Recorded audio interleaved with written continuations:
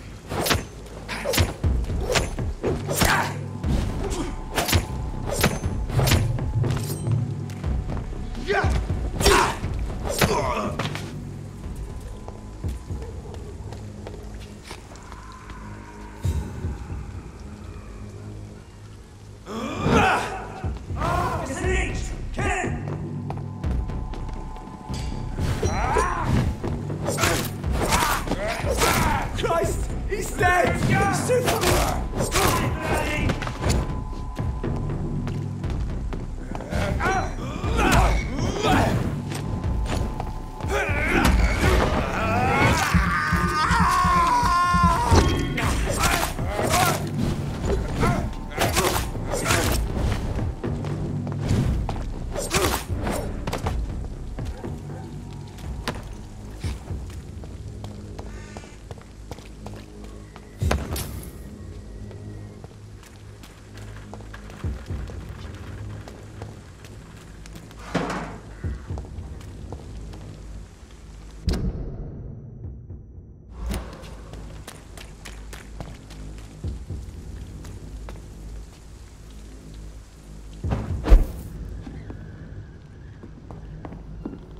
I cannot enter.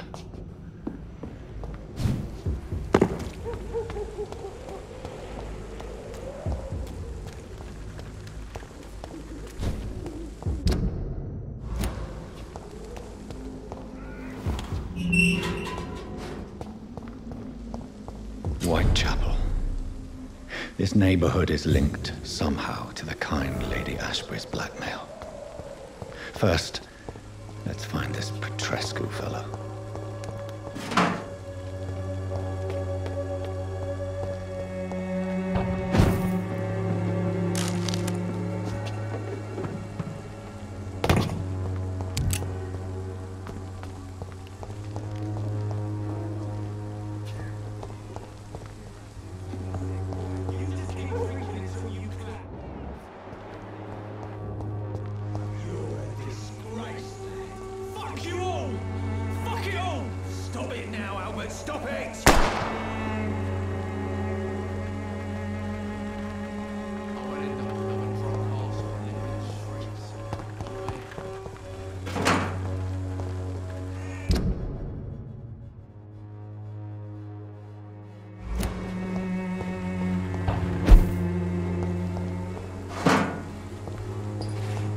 Me?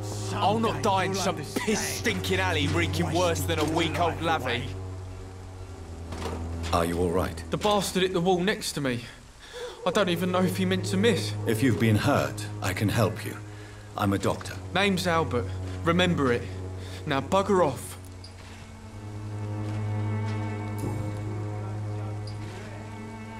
What happened? Did you really steal that man's medication? Hey! I didn't do anything, it ain't me.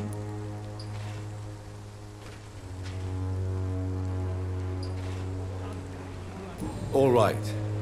Perhaps the poor drunk just confused you with someone else. Sod off, mister. You ain't got no clue what's going on here.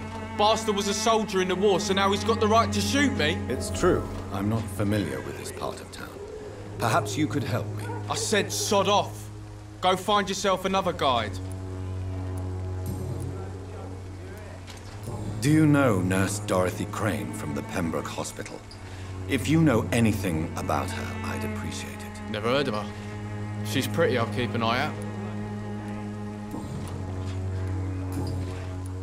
I found the recruiter you were expecting. He's dead, but he carried a note. The Wet Boot Boys have accepted your application. I knew it! I told you I was tough enough. I'll be free soon.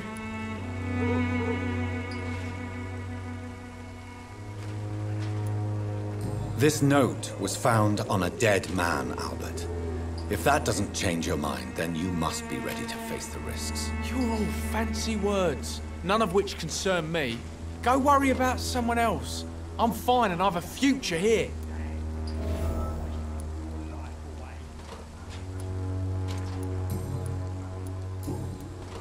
Goodbye, young man. The Wet Boots will be proud of me.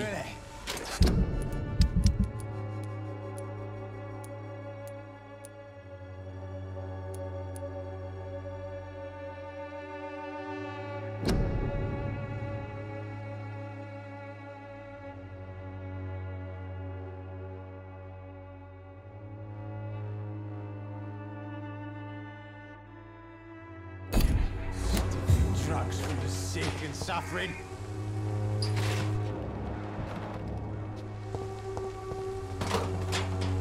I won't end up another What? drunk Shooting a arsehole. boy in the middle of the street. Not the best thing to do, wouldn't you say? What? You saw what happened?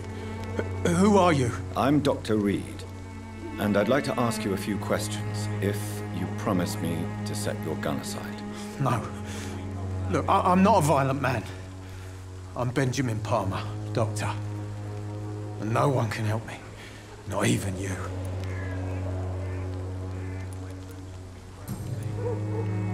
What can you tell me about this place? Nothing to say, really. This is where I used to live, and this is where I live now. You don't have anywhere to go? No family that would welcome you? Not since the death of my wife, Albert's mother. She was sick, you see. Long before the flu and all this shit. You mean you used to have a better life? Yeah, I had a wife, a home, and a job. I even used to have a name. And now I'm just Ben. Ben the Tramp. Perhaps you could focus for a moment and tell me your troubles. I'm sick, broke, and my son just stole my pills. Everything's coming up roses.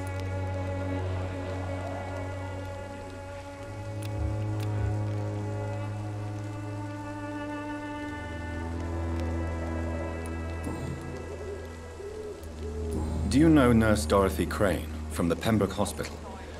Have you heard anything? It's funny, I've been searching for her too. I need some pills. But the woman is a phantom, if you ask me. Really? And why is that? Word is she ain't real. She's a cover for some doctor who runs an illegal dispensary for migrants.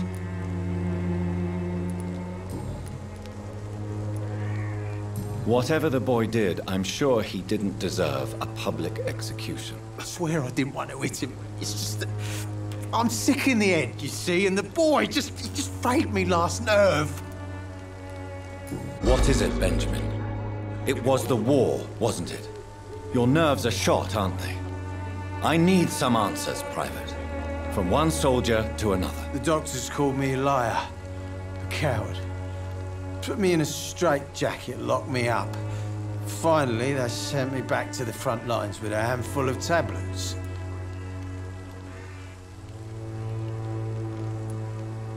What about those we left behind, face down in the mud?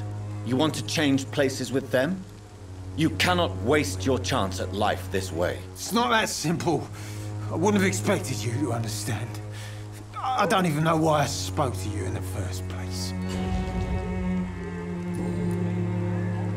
A gun, alcohol, and a bad temper make a terrible cocktail, sir.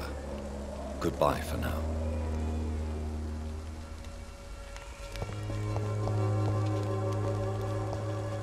The wet boots will be proud of me.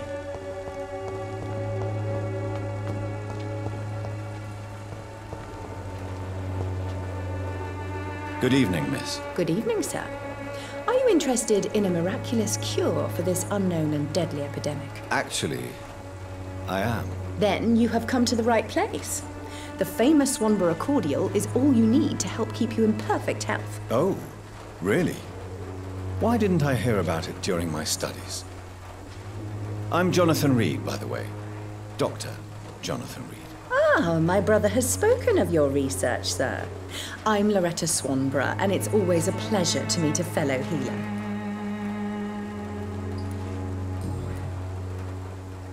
Tell me, who intrigues you most in Whitechapel? The region itself is something to see, but I would say Camellia the mute florist who gives away her flowers. What do you think of the locals? Most of them are afraid or desperate. They all come to me eventually for my remedy. Is there anyone I should avoid? Cadogan Bates, without a doubt.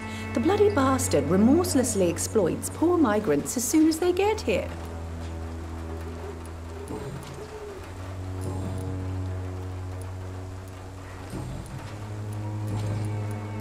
Do you know Nurse Dorothy Crane from the Pembroke Hospital? I'd like to know more about her. I don't like to talk about competition. Competition, you say? Never met her, but it seems she provides some sort of medical care to the poor. The whole thing has to be some sort of scam, if you ask me. I'd like to see what kind of medicine you're selling.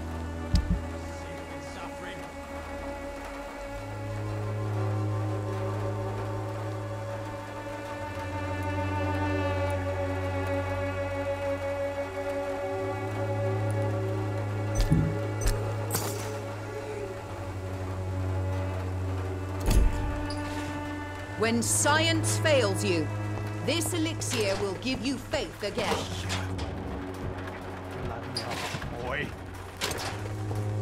The Swanborough cordial can be the answer to all your problems. And as long as you have the money.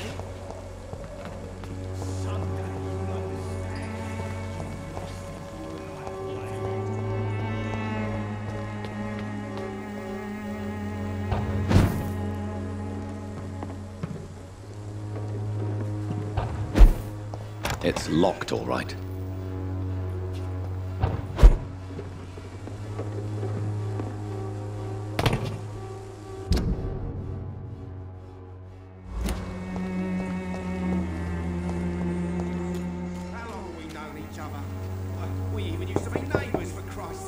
Hello, young man. I'm Dr. Reed, and I would like to ask you a few questions. May I enter, please? Sorry, no, sir. My father does not like people entering our house, you see. Your father is worried about you, boy. He asked me to look for you. So my father actually worries about me then? Okay then. Come on in. I'm Harry, by the way. Even my dreams are soaked with glue.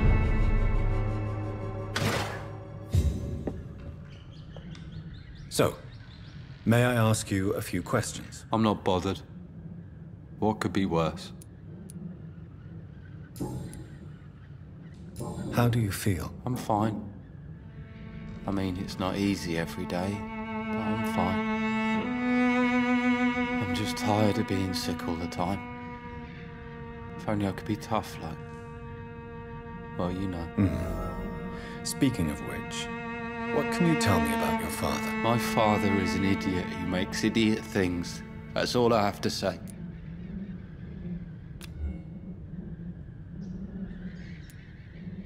Forgive my bluntness, young man, but you don't seem happy living in Whitechapel. Why should I? I never wanted to come here in the first place. It was my father's decision. And look around you. Does this look like a nice place to live?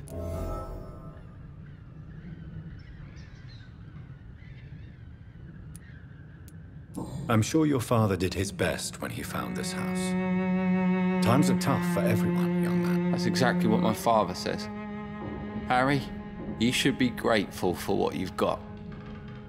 I wasn't even consulted when we moved here. If life here is so terrible for you, why don't you just leave this place? Have you ever spoken to your father about it? I don't go outside. It terrifies me so. I went outside once without my father noticing and I saw terrible things. Bloody and frightening things. So that's why you stay at home all day? For fear of the epidemic? I'm not afraid of disease or death, Dr. Reed. It's the living I'm afraid of.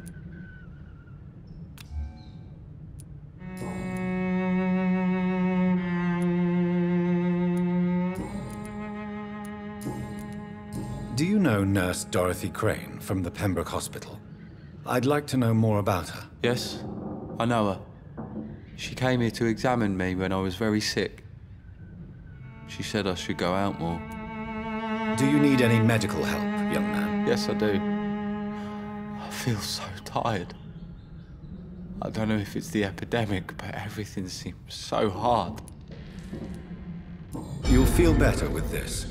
But you need to get a grip, young man. Medication alone won't cure melancholia. I'm not sure I'm happy with the idea of living long in a world like this. But I thank you for your concern, sir. Goodbye, young man. Take care of yourself. Even my dreams are soaked with glue.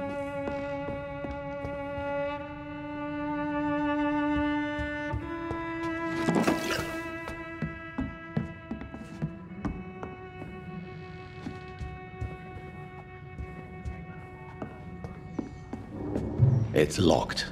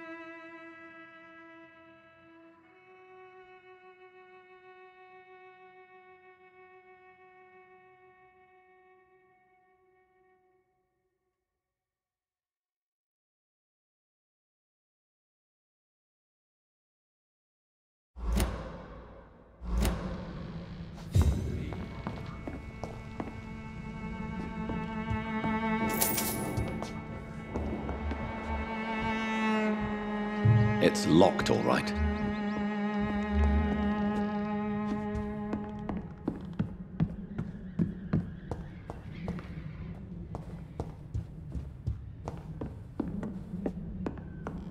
Even my dreams are soaked with gloom. It's hard to believe, but this district has always been wretched. Don't let your guard down. Welcome, sir. Please, take a browse of my wares. I am Dr. Reed. I would like to ask you a few questions, if you don't mind. Doctor? Interesting. I'm Barrett Lewis. Usually I don't have time to waste with talk, but at this hour of the night I can hardly refuse. How is business around here? Business? I have no business. Between this racket, theft, and customers getting scared, I'm losing money every day. I see. Sounds like you blame someone in particular for your situation. It's no secret Joe Peterson spends his time harassing merchants. But with me, he's trying to put me out of business once and for all. As a merchant, you see Whitechapel every day. Have you noticed anything out of the ordinary recently? Well, you mean besides the epidemic, the war, and all the usual crap? As long as I can remember, this part of town has been a bottomless pit, and no sign of the bottom yet. Violence is increasing in the borough. Yeah. A few nights ago, some blokes jumped me. Came out of one of the condemned workshops. Fever. Madness, something like that. Where did this happen? Why did you go there? In the closed workshops nearby. I worked there as an apprentice in better days. Now I only go to find trinkets or tools. Too bad I was mugged, though. There was good money in that little box of loot I lost. Have you been hurt? No, but that's only because I ran like hell. Those men were raving lunatics, I tell you. Not even able to speak anymore, just screaming.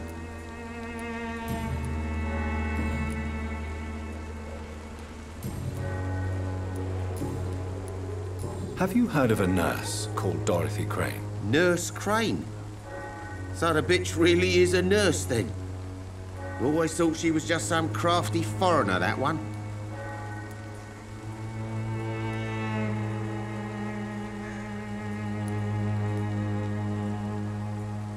So she's trying to help her fellow immigrants. Why would that make her a villain? Dorothy Crane ain't even a real name. Something like Dorothea Craniu. Something like that. Came to England fleeing the war, I was told. That doesn't explain why she irritates you so much. Your precious Nurse Crane gives away medical supplies and prescriptions for free. I offered to sell it for a fair cut, but no. Miss Crane wanted to play the quiet saint. Right then. Show me what you have.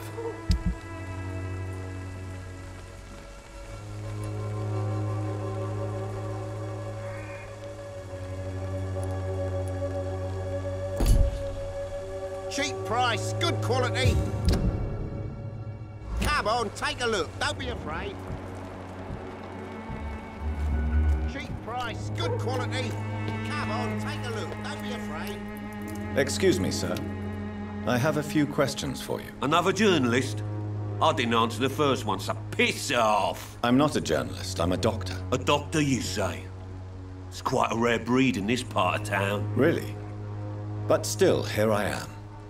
Dr. Jonathan Reed, at your service. I'm Joe Peterson to some, but Colossus Joe to most. And I don't remember asking for your service, sir. May I ask what you do around here? I do whatever I want, and sometimes even more.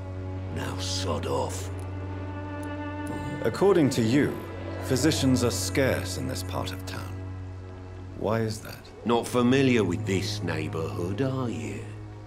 I guess your fancy colleagues are too afraid of being stabbed in the back. This part of town does have quite a reputation. Would you say it's justified? Totally. Look at me, for instance. I always look my opponent in the eye before knocking him out. How did you become the local bully everyone is afraid of, Joe? There's no pride in roughing up poor bastards. But this is the only job I've found. And it pays well, too. A job?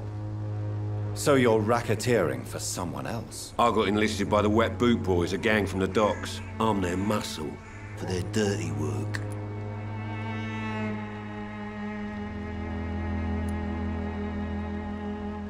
You survive at any cost, even at the expense of others. Perhaps that's just the law of nature. I don't care what you think, sir. I do what I have to do for my own reasons, and that's that. I'm not sure Mr. Lewis would agree with your by all means necessary philosophy, sir. Oh, do you really think he's the poor victim here?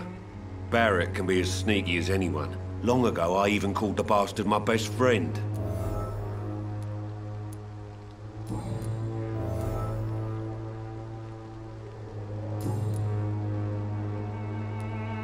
Harry doesn't seem happy living in Whitechapel.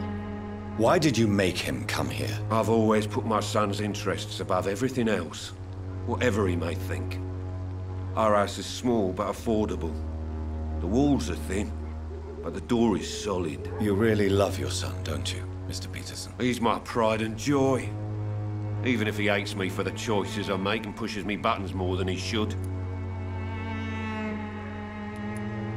Do you have any regrets? Only one. Not to have my beloved wife by my side. She died when Harry was little.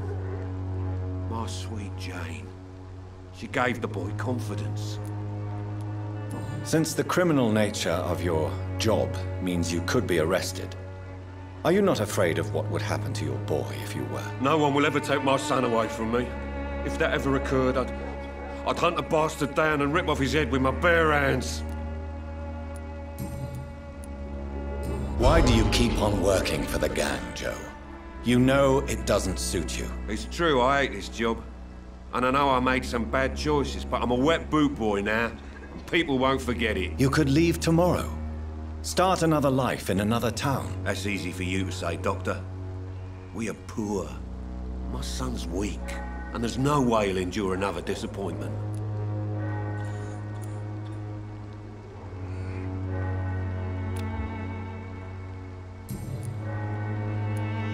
Have you heard of a nurse named Dorothy Crane? She's a colleague of mine, and is supposed to live around here. Dorothy Crane? Yeah, I know her. One of the few good souls who dare to help the sick around here. Could you please tell me more about her? She's a nice girl. Tries to help the migrants. I offered to give her a hand, but she said my reputation would attract too much attention. Goodbye, Mr. Peterson.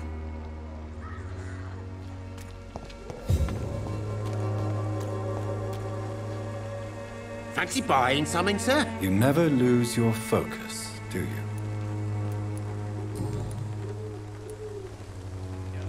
Joe Peterson. He's the villain here, isn't he? But you seem to know each other. I've known Joe for years. I saw him box once or twice. He was a friend then. But these days, he's just another thug. What can you tell me about Mr. Peterson? Besides his behavior toward you, obviously. Colossus Joe was a decent boxer, good one even. But after his wife passed away, he found every excuse to stop training. Just wanted to pick fights with everyone.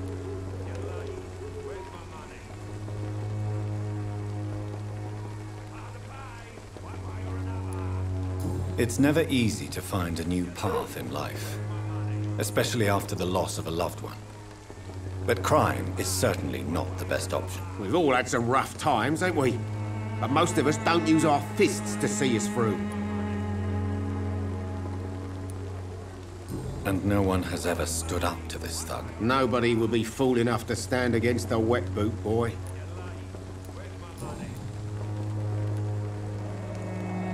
What do you know of Harry Peterson? The boy seems so fragile. Not like his father at all. Harry's a good boy, but he spends most of his time complaining. He's had it tough, all right, but he needs to grow a pair. What troubles him exactly? But despite being his father's son, almost everything, I think. He never wanted to come to Whitechapel in the first place. Hates this place more than most of us. Goodbye for now, Mr. Lewis. Time to pay, one way or another.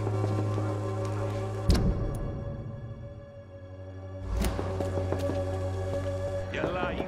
Where's my money?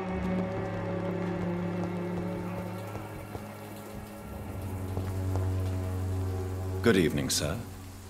Do you remember me? If you're here for a reward, you'll be sorely disappointed. But I'll gladly shake the hand of a fellow countryman. I'm not here for a bounty. I'm a doctor. Dr. Reed from the Pembroke. A doctor?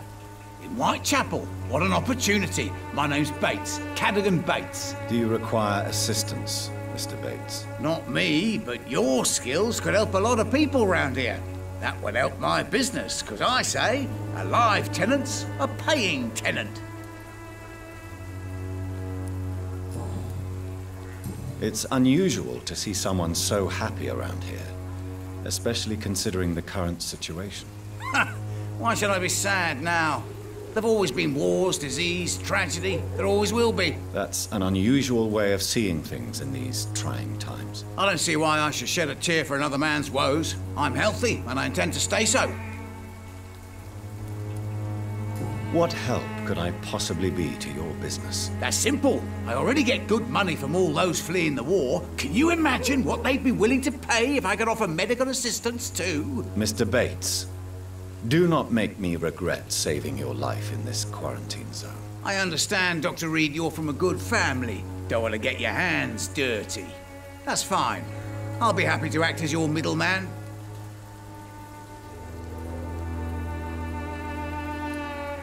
I've no interest in money.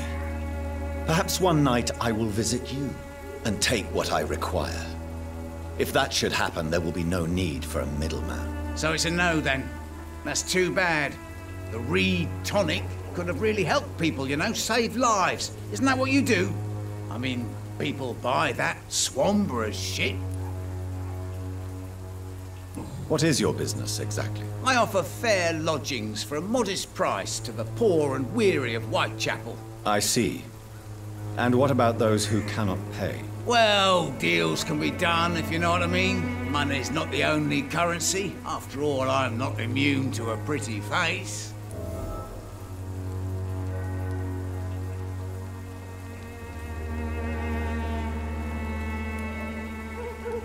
In other words, you take advantage of these poor lost souls. Begging your pardon, I thought you was a man who could appreciate the complexity of the modern world. Things ain't just black and white, you know. Tell me, what's your honest opinion of the increasing violence in London? People are just beginning to discover what we've always known. This city's rotten to the core. They just took their bloody time to wake up and notice it. What do you mean? People are acting like the violence is news. But it's always been savage down here. It just bubbles to the surface every now and again.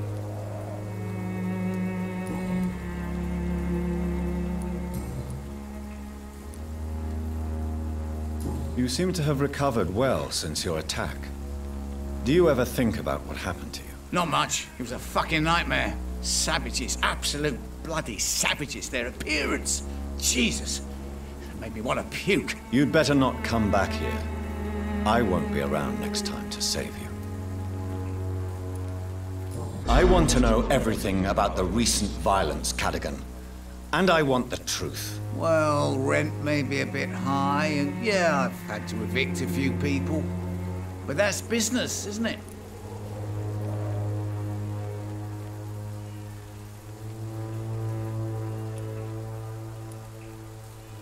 Take this as my final warning. You will not profit from the misery of others. Business is one thing, but what you do is quite another. Really? What you gonna do? You ain't from here. You ain't Whitechapel, Doctor. You wouldn't know the first thing about playing dirty, even if you wanted to.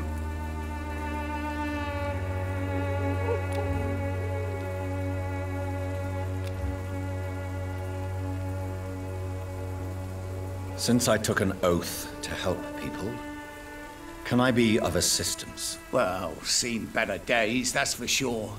But it was bound to happen with all these refugees about. Infecting you is probably the last thing on these people's minds. Take this, in any case. What? You give me this for free? Don't have a clue about this place, do you? I'm looking for Dorothy Crane. She's a nurse. What can you tell me about her? Dorothy Crane, bless her soul. I really should thank her someday.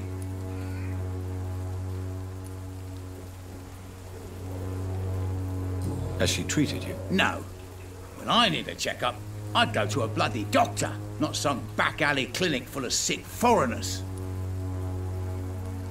Tell me truthfully, why are you so thankful? By keeping my tenants alive, she's making me a rich man. Every month they live, it's more coin in my pocket.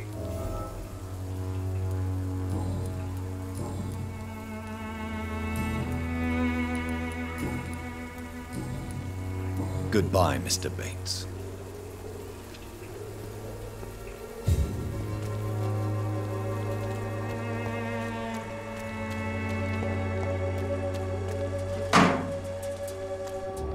Maybe it's time to see if this Christina is still working nearby.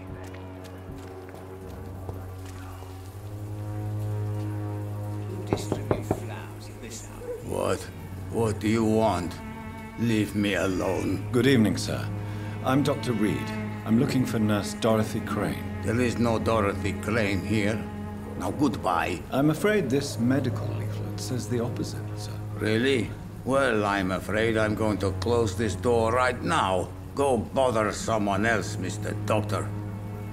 This district seems to get uglier. To enter that house, I must discover who this man really is. Maybe I could start by observing what he's up See to. if this Christina is still working.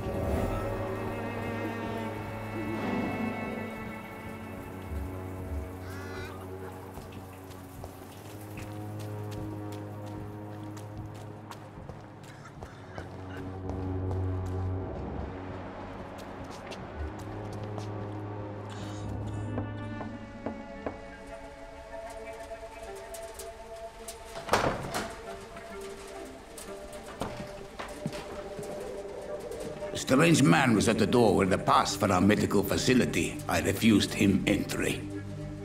Darius, how could you know he didn't need our help? His clothes were too finely tailored to be from Whitechapel. Perhaps just a friend of that stray poet who is always about. Richard Nithercott? No, not of the same cloth, this man. I suspect some machination from that journalist. Clayton Darby. Is he still asking questions? Yes. I saw him drifting around St. Mary's Church. I swear he is tracking me just downwind.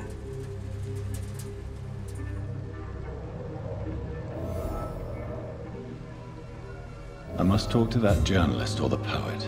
They must know about Darius. Nearby the church they just mentioned. I cannot enter.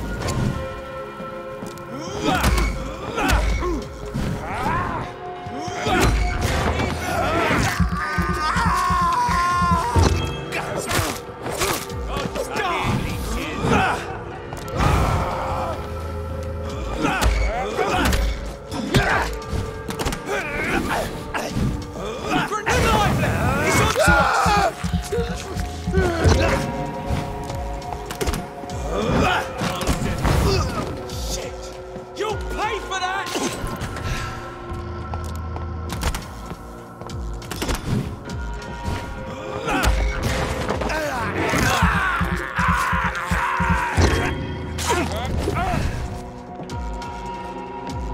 Eat this!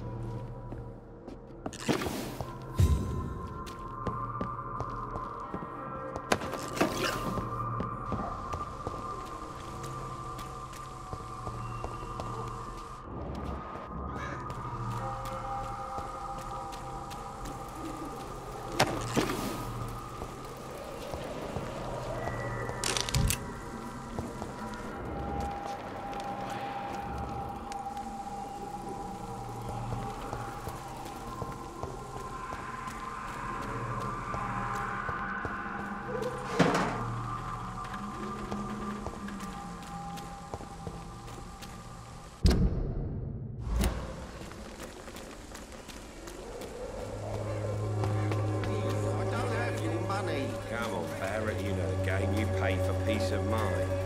Can't you just look the other way this week, Joe? Come on, we can sort it out, right? You again? What do you want this time?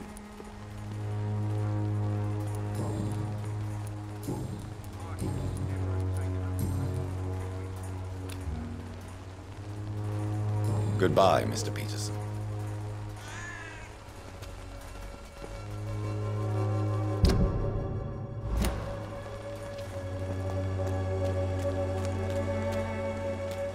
I should never have taken up my phone.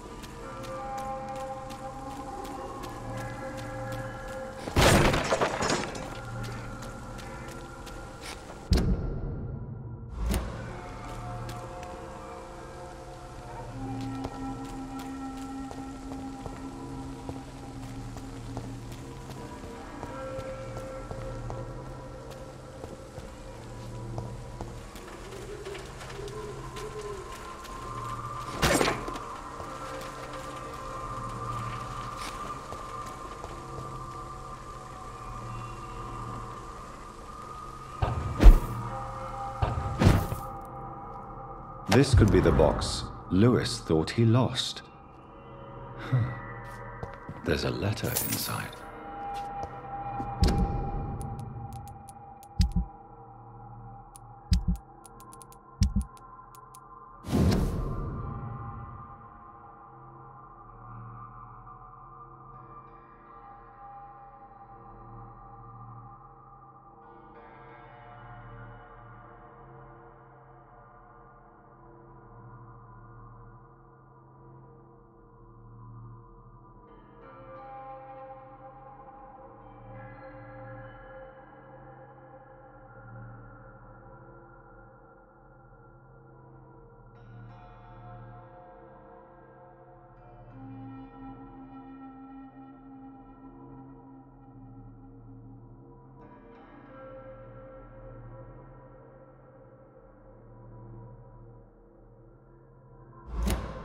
A love letter from Joe Peterson's wife, addressed to Barrett Lewis.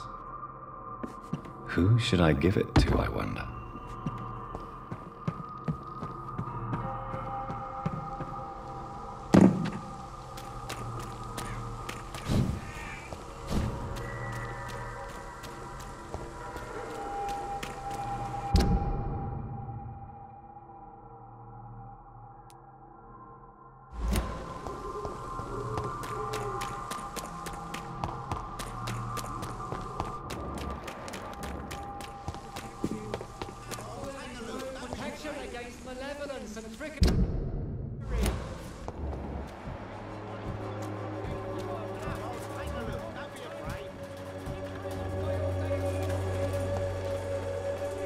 You again? What do you want this time? I think the documents in this box could be of some interest to you. Really? Where'd you get it? I found it in an abandoned building nearby. I thought you might want to keep these letters. Let me see. Letters about my boy. Thank you, sir. You do not appear surprised or pained by this. Surprised about what? Harry's my son, I'm his father, and that's all there is to know, don't you think? Yes, I suppose you're right. Here's a little something for your trouble, and to remind you to keep your mouth shut about all this.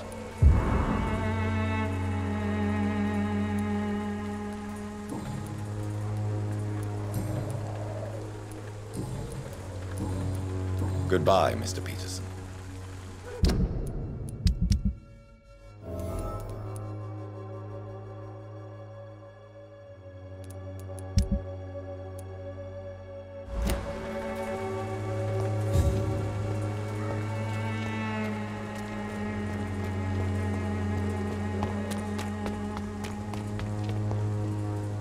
Forgive my interruption. Do not apologize, my son.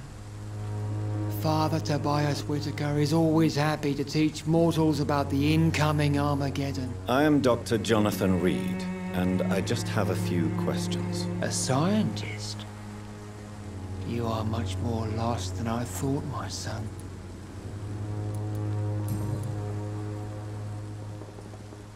What do you mean when you say that I am more lost than you thought? All scientists are entangled in a world of causes and consequences. And most of them can't see the plain truth. Quite a judgmental opinion, if you ask me. But what do I know? Blinded by science as I am. But you are seeking answers, aren't you? Answers about the Armageddon about to strike the city. Answers about the hidden truth. Well, I suppose I can spare a few minutes listening to your so-called truth. As a doctor, you must be aware of the decimating epidemic. But let me tell you that this so-called Spanish flu is just the beginning of the end. What do you mean? The beast is finally revealing itself, corrupting the flesh and the heart of men. With my own eyes I have seen them, those minions from the abyss. Really? And what would be your answer to this biblical threat? We must fight the disease before this legion outnumbers us. But not with scalpels and microscopes. No. What is left then? Cleansing fire.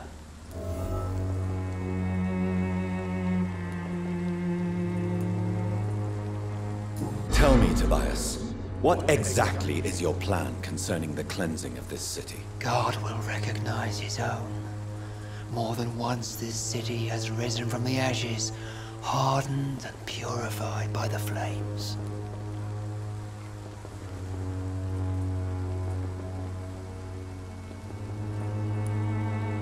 Purification by fire has proved useful, but where do you stop? Burn the clothes? The buildings? The corpses? Worse? Your lack of faith is predictable.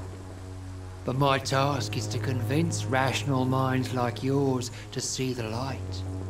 This is God's will. You're mad and dangerous. You're nothing but a soulless butcher.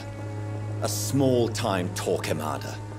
The Savonarola of Whitechapel. My son, if you think salvation is a free gift, go listen to the lies of that pompous fool, Joseph. Joseph, a fool? Vicar Larrabee of St. Mary's Church. While he continues preaching his fraudulent redemption, more and more people die in the streets. What do you mean when you say that I am more... All science. Quite a... Are you? I am. But the answers I seek are based on facts, not superstition.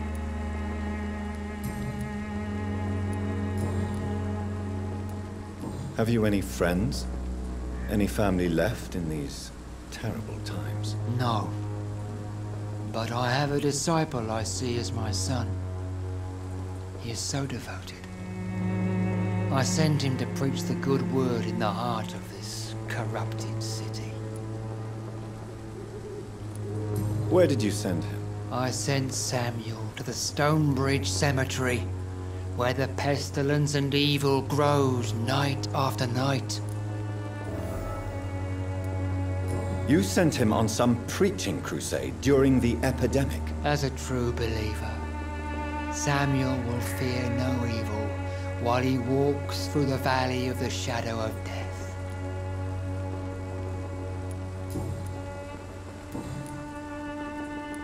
Do you know Nurse Dorothy Crane from the Pembroke Hospital? I'd like to know more about her. I don't like the liberal ideas of nurses, but I especially abhor that Nurse Crane you mentioned. So, you're not exactly a fan of Florence Nightingale's work. But nurses are essential for modern healthcare. Nuns should be the only women allowed to take care of male patients. It's obvious only they have the necessary moral fiber. Why do you hate Nurse Crane more than other nurses? Before coming to London, she was a member of the communist resistance in her country. That's what happens when you let a woman get involved in politics.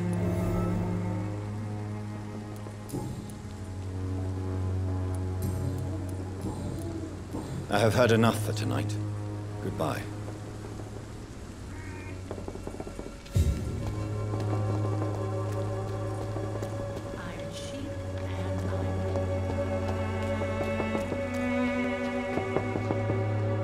Excuse me, sir. Are you familiar with this part of town? Name's Clayton Darby, reporter. Sorry, I'm new to Whitechapel. But perhaps you could help me since you're a journalist. My name is Jonathan Reed. Dr. Reed, the famous surgeon. I'll gladly help if I'm able, sir.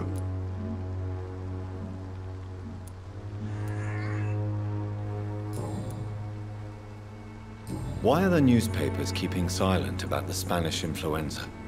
It's as though none of you care. There's a war going on. People shouldn't be demoralized by news of deadly diseases.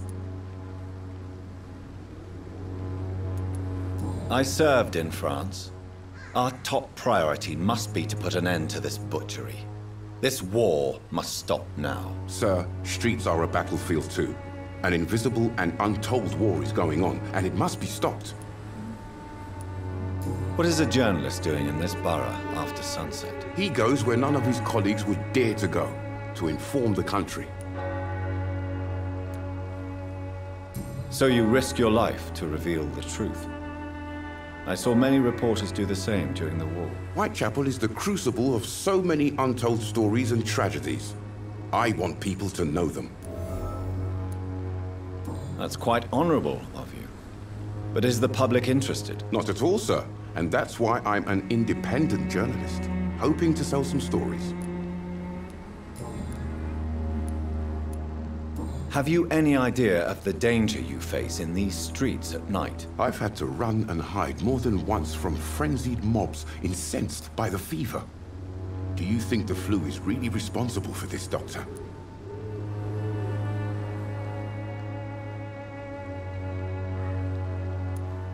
That science is unable to explain the facts doesn't mean there is no rational explanation. I confess, I share your point of view, Doctor.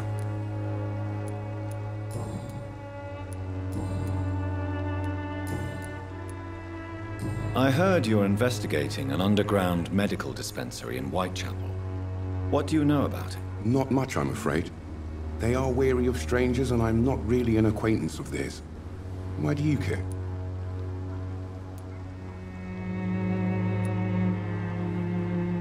I'm a doctor, Mr. Darby.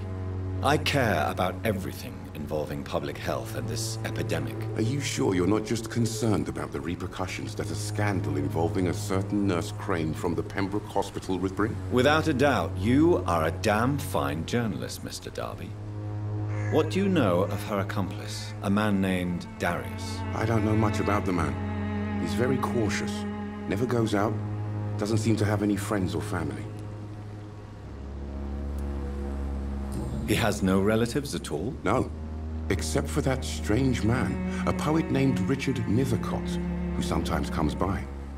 Darius would never let him in. Where can I find this Mr. Nethercott? He spends most of his time lurking around Whitechapel, talking to himself or declaring verses. These days, you can usually find him behind the church. He never goes out? No. A few days ago, he unexpectedly did. I followed him, but it was just a ruse to keep me away from his house. Really? How do you know? He went to the nearest mailbox, but just before posting his letter, he ripped it up and threw it away.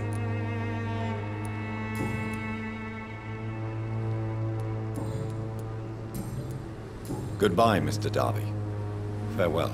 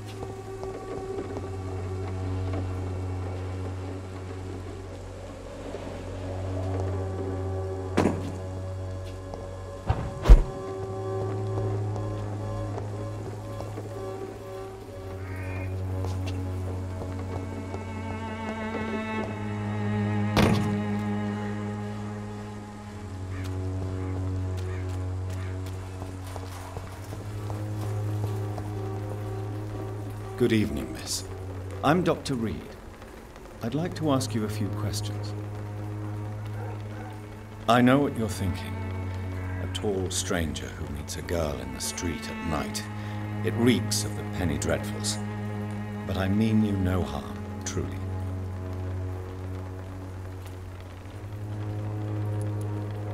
I know you understand what I'm saying. Your silence has nothing to do with you being mute, does it?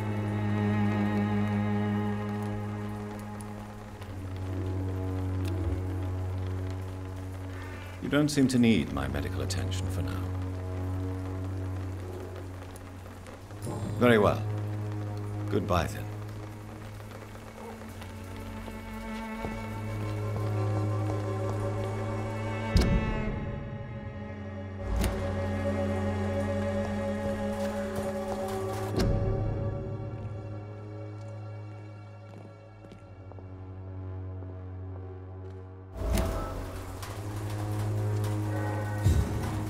Hello again, miss.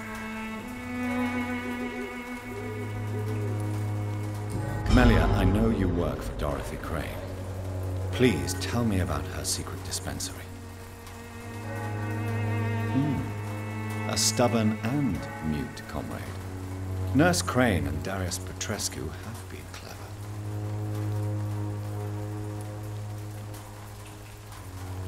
Very well. Goodbye then.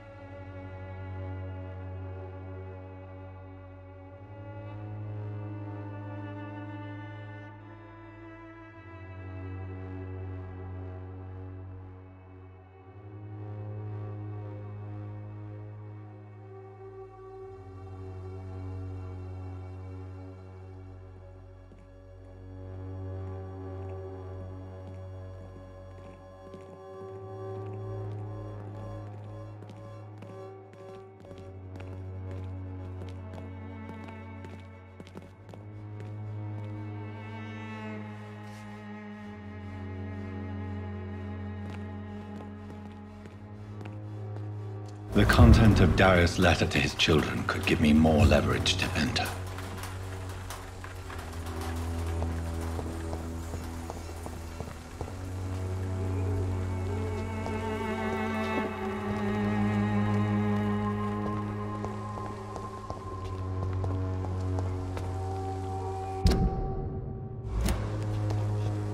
It's locked, all right.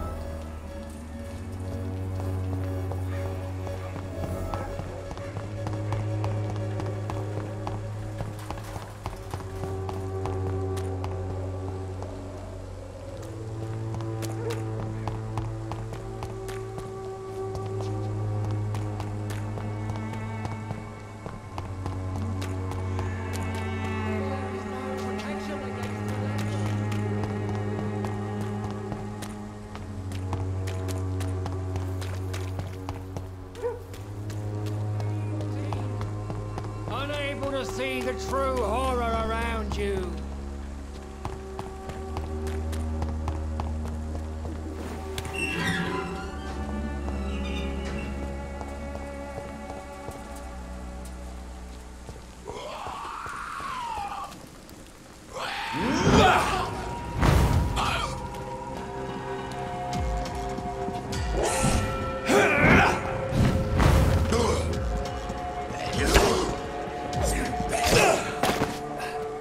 Yeah.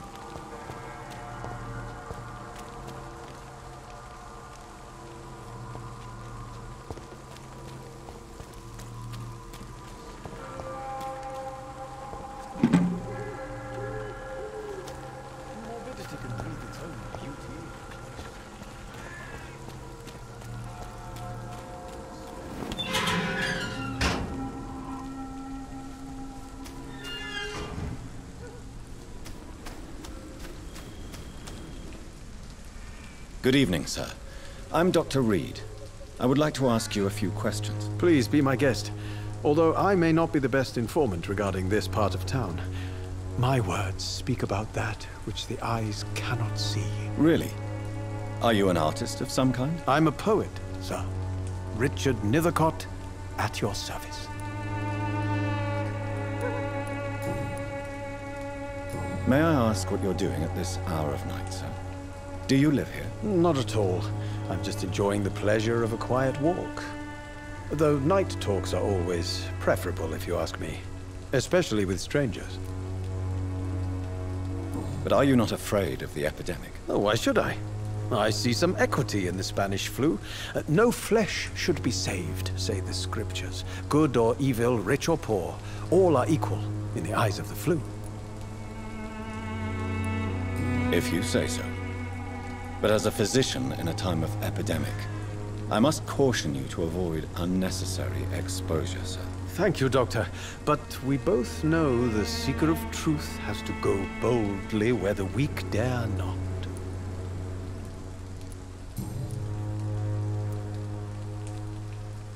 Are you aware that your life could be in danger in this part of town? But this is where I must be to feel the real beat of the city. I had to come, see it for myself, alone. I understand your need for solitude, but it's not safe around here. I don't care. I don't have many friends, Doctor, and my family despises me. If some misfortune came upon you, who would be here to help you? Well, you, for a start, my dear Doctor. What are your thoughts on the terrible situation in this city? Terrible, you say? No.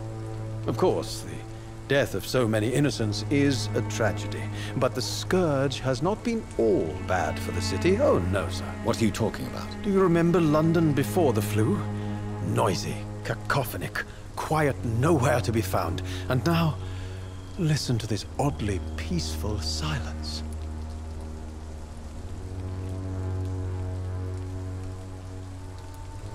Yes, the enjoyable silence of the grave. You have a unique perspective on the situation, I must admit. Most people fail to understand my perspective. I don't blame them. But how could I call myself a poet if I veiled my feelings?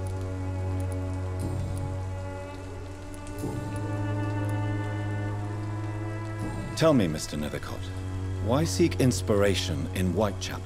The place is not beautiful per se, but how to explain it? Stirring and challenging. Do you not think it a little morbid? On the contrary, sir. Whitechapel is full of life, full of beauty. Just like my dear muse, the wonderful Camellia. What can you tell me about Camellia? Not much, and that's the beauty of it. She can't speak, you know. She's a locked mystery who exhales kindness and sweetness. Perhaps you're just afraid to find out the truth about your muse. One day, perhaps, I'll ask her to come with me. But will she still be my wild flower of Whitechapel if she moves uptown? And have you ever tried to learn more about her? Where she lives, how she survives, whom she may know? Maybe I prefer she remains an enigma. Reality can be so dull, don't you think? In what way, exactly? The struggle by gaslight, the barren smiles and the arid hunger under the rain. If you say so. Such vibrant antagonism and vivid paradox. The stripped humanity raged across each street. Vivid, of course, yes. And what about the poignant distress? Oh yes, the poignant distress. You see what I mean, don't you? That's what I want to write about, and that's what Whitechapel is made of. Did you know the mute florist is a member of a secret society? No, I didn't. But I thank you for this information, sir. For it only enriches the mystery surrounding the precious Camellia. Are you not curious? Is there not more you wish to know? That girl has not an ounce of malice in her. Whatever she may be hiding, it's certain to be for the benefit of most, if not all. I fear you are a hopeless romantic, Mr. Nethercott. Guilty as charged, Dr. Reed.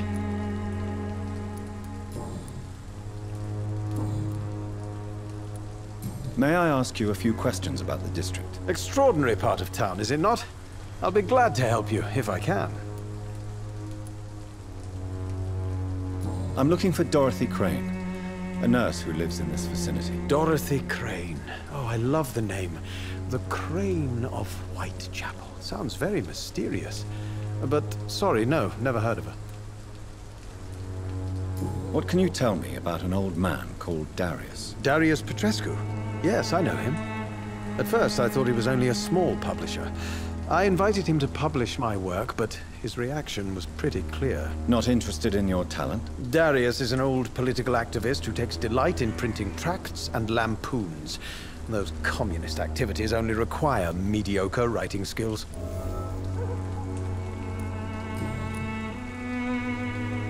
I'll leave you alone, sir. Darius is a bit less of a mystery now. It should not be that difficult to incite him to let me in. Some of us come to this world already touched by grace. Oh, Camellia, the silent flower of Whitechapel.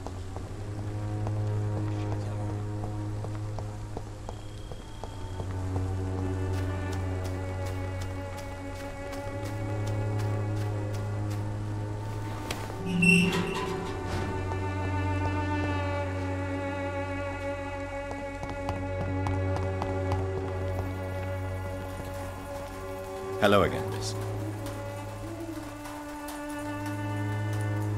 Tell me about Richard Nethercott. I understand he is quite fond of you, Camellia.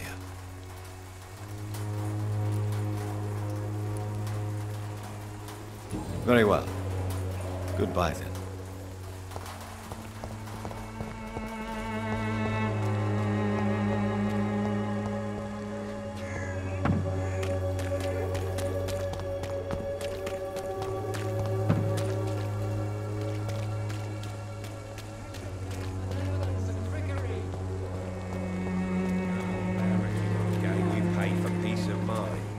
Can't you just look the other way this week, Joe? Come on, we can sort it out, right? It's not my call, Barrett. You pay one way or another. Please, Joe. How long have we known each other? We even used to be neighbours. I've been to talk about this Colossus. Perhaps I should look into it. Mr. Petrescu, just 1 minute, please. You again? Go away.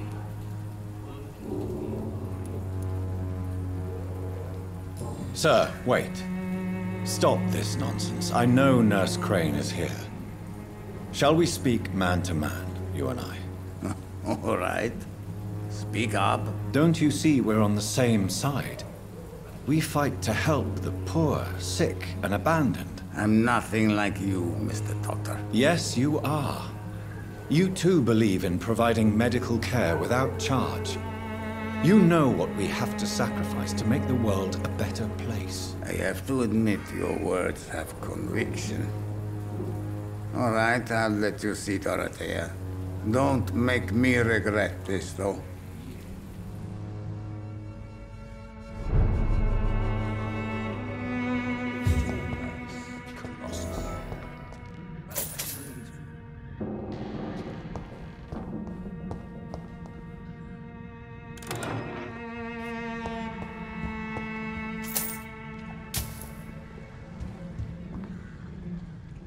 If you want to talk to Dorothea, you must go across the courtyard and take the stairs. We've not been formally introduced. May I ask your name and occupation, sir? I am Darius Petrescu. I'm here to keep snitches and spies away from Dorothea. And I also run this little print shop. So Dorothy's real name is not Crane? Like myself and many people in this area, Dorothea is from occupied Romania. That's all you need to know. She seems important to the community. More than you can imagine. The West End does not want to hear of Whitechapel's misery. Dorothea is one of the few doing something about it. Tell me everything you know about Camellia, the mute florist. I do not believe in the afterlife, Doctor, but I'm almost convinced Camellia is an angel. She volunteered to give out our medical leaflets. Are you not worried for her safety? She is as brave as she is tough, and clever, too. If only I had met her when I was younger. Are you in love with Camellia, Mr. Petrescu? Don't be stupid. If I had met her when I was younger, we could have won our revolution. Who is she, really? Do you know where she's from? She's not from around here, that's all we know. Camellia is not even her name. It's her favorite flower. You say she has no close family? Well, there's that awful poet who constantly follows her around like a lost puppy. A good man for sure, but a very poor writer.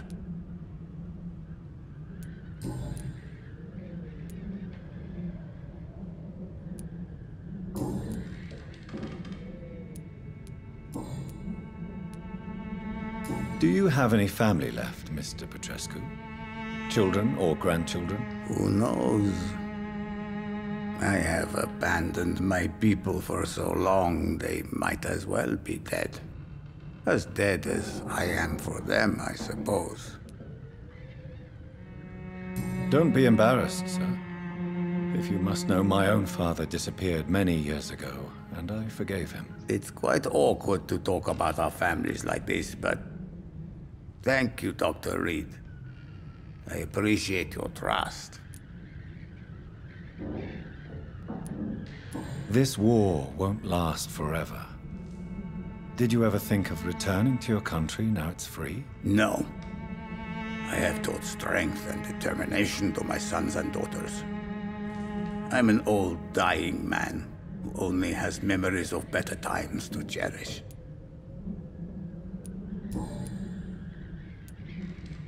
How did you meet Nurse Crane, Darius?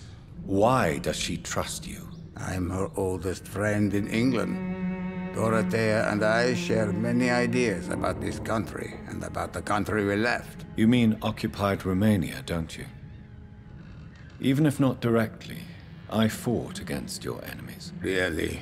Then perhaps you have more in common with Dorothea than meets the eye, Dr. Reed. I know you fought for your country when it was occupied, Darius. Tell me more about it. I know my days are numbered, and I know I won't see my homeland again. But I fought for Romania all my life, and I will until my last breath. But Romania escaped the grasp of the Austro-Hungarian Empire. It's a free country again. But it's not the country I fought for. My homeland is not appeased, Doctor. And I still see a dark future ahead for my people.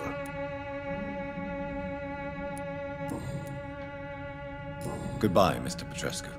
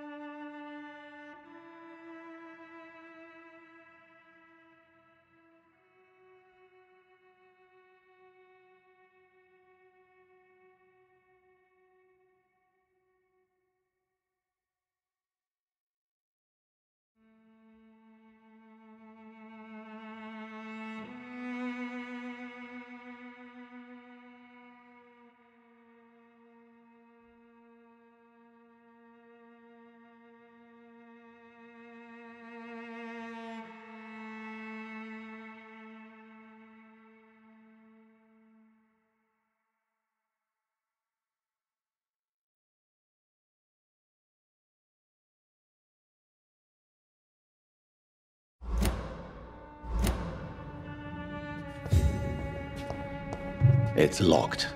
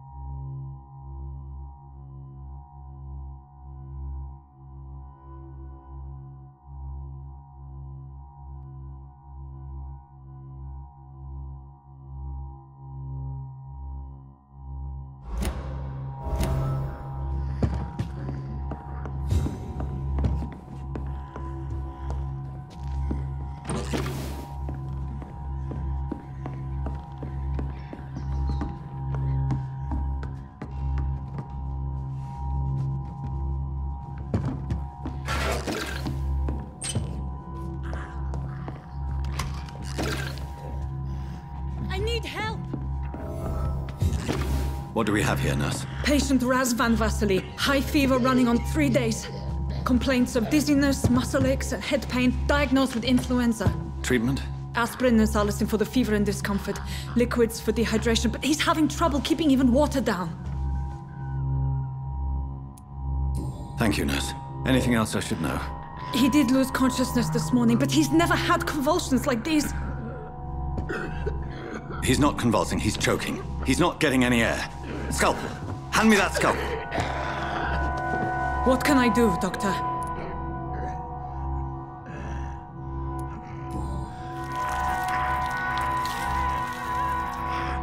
I need to perform a tracheostomy. Short pipe. That rubber tube will do. We're going to cut a passage for air through the neck. Yes, Doctor. He's breathing again, but he's coughing up blood. Internal hemorrhaging. I need to make another incision into the chest cavity to drain the fluids from the lung. Prepare another tube. A thoracostomy? Doctor, we've nothing to fight the infection. We need an aseptic environment.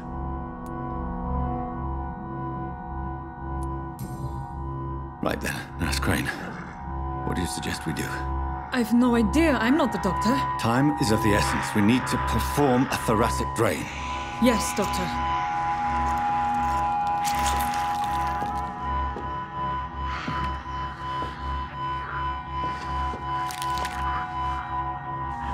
He's still bleeding, Doctor. I'm losing his pulse.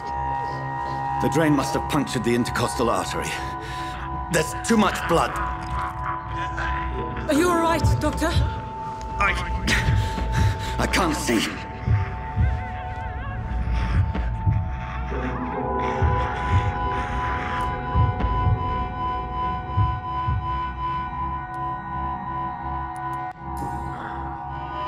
I must First, suture the artery. Find the wound. The source of the blood. Needle and thread, Doctor. Good. The stitches are holding. How's he doing? We're losing him. We've lost his pulse. He's dying, Doctor!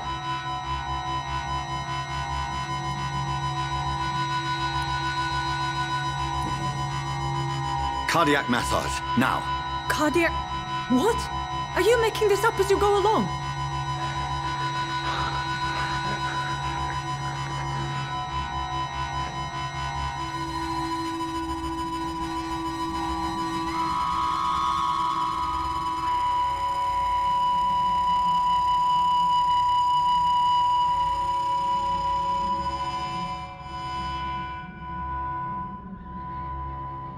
We've lost the pulse.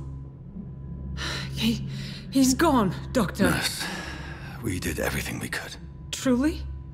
Everything you could? Is that how you'll report this in your log? Is this how the war went? Piling up one poor corpse beside the next? This was not an influenza-induced seizure. I've never seen symptoms like these on the continent. Neither have I. But the previous symptoms leading up to this attack were the same, indistinguishable from the epidemic. No. There was something more vile in these reactions. Something primitive. There have been numerous reports of mental breakdowns caused by the fever that accompanies the flu itself, Doctor. Yes, but... I'd best take some samples of the blood for analysis.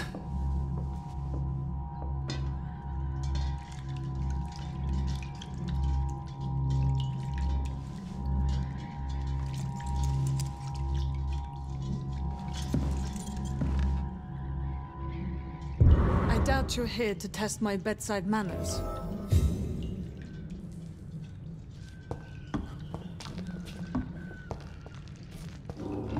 To what do I It's owe locked, all right.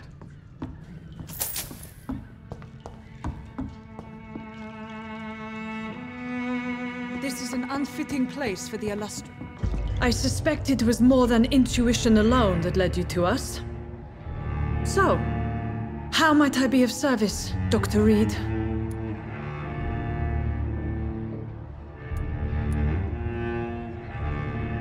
Your heart might be in the right place, but you can't carry on with this blackmail. For God's sake, Dorothy, it's extortion. It's a serious crime. Doctor, you think your warnings scare me? I've stolen and plied, blackmailed and lied, but what else am I to do? I'm all these people have. But why Lady Ashbury? Why her, of all people? She's pristine and proper, all right. But that she-wolf in sheep's clothing murders the poor for sport. I have her where she belongs, and I'll milk her for all she's got.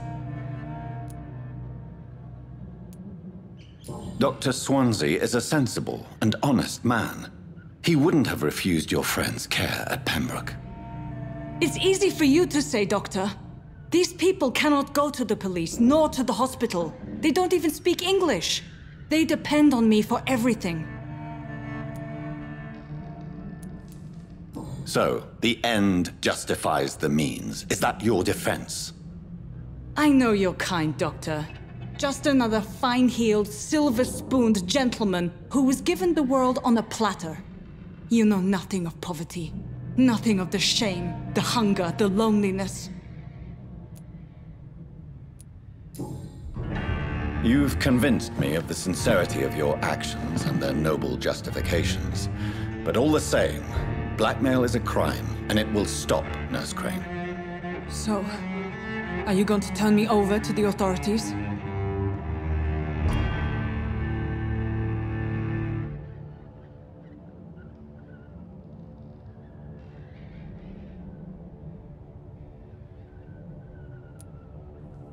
Listen very carefully, Dorothy. You will erase from your memory everything you pretend to know about Lady Ashbury and Pembroke Hospital. Let that rich bitch off the hook over my dead Nurse body. Crane, enough. Listen as if your life depended on every word. I know you've a generous heart who gives freely to those in need, but you shall walk away from the shadier streets of your business. I will never abandon... Dorothy, the discussion has come to a close. Your clandestine activities in the Resistance are over. let it go. I'll let it go.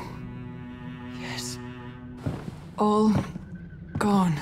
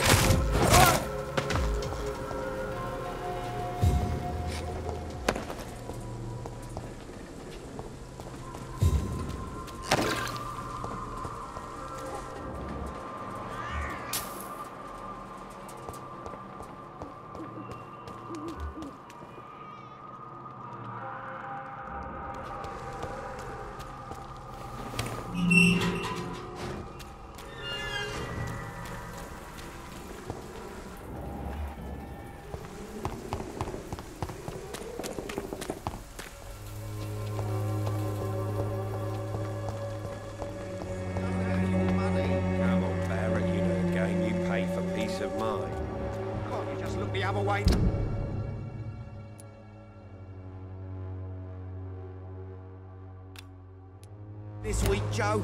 Come on. We can sort it out, right? It's not my call, Baron. We pay one way or another. Imprisoned by your daily routine. Don't be shy, handsome. What can Christina do for you? I'm not looking for what you're selling. But I'd like to ask you a few questions, if I may. I'm a doctor. Dr. Reed. All right then, but be quick. Though I usually get paid when I open my mouth. Christina, have you been examined? The epidemic is spreading fast in London, and you could be exposed, or expose others. I don't like doctors or hospitals, but I don't like you asking questions. Considering your line of work, I assure you it is only a matter of time before you have health issues. If it is going to happen, it will happen. Right now, I need money. That's what's important. You can put your own life in danger, that's your decision. But what about your clients? If you're contaminated, you will put them in danger too. And you think that would worry me? If you knew the men I deal with, their health would not be what you'd worry about. Clayton Darby claims he will expose the crisis in Whitechapel to all of London. Do you believe him? I believe Clayton's courage will erode with time, until he finally leaves Whitechapel to start another fight somewhere else. Why this skepticism? How can you speak about starvation if you've never been hungry? Or about poverty? Or anything else you have never suffered from? Are you talking from experience? I've seen your type come here to get a good fuck in a cheap room or a dark alley before going back to their fancy houses in the West End.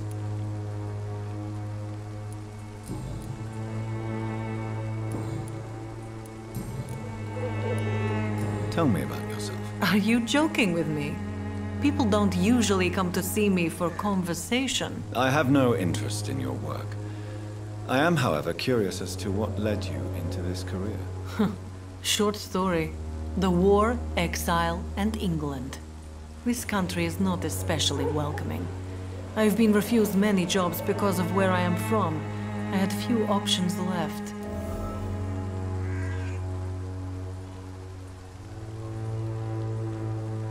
I always thought I was the master of my own fate. But now I know we don't always have control over our lives. I don't judge you. You know, this money is not only for me. I have good reasons to need this money quickly, but it is not your concern, Doctor.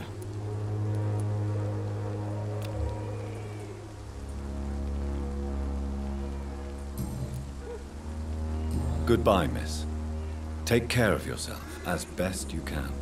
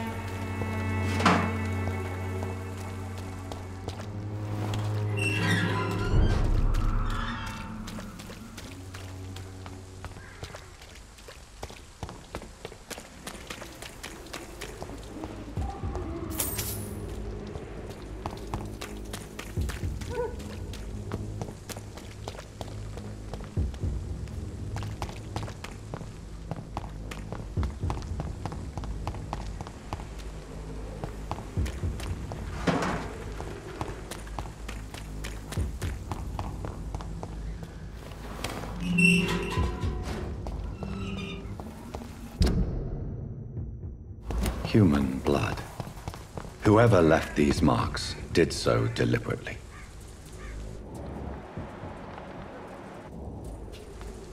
Kill it, boy! Get back in the flame! Crush the leaves, boys!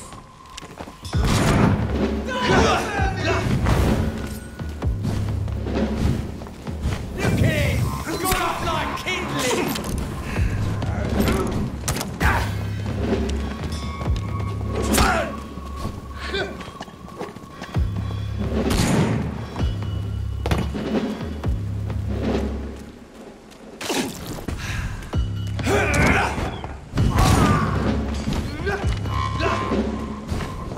I'll take it!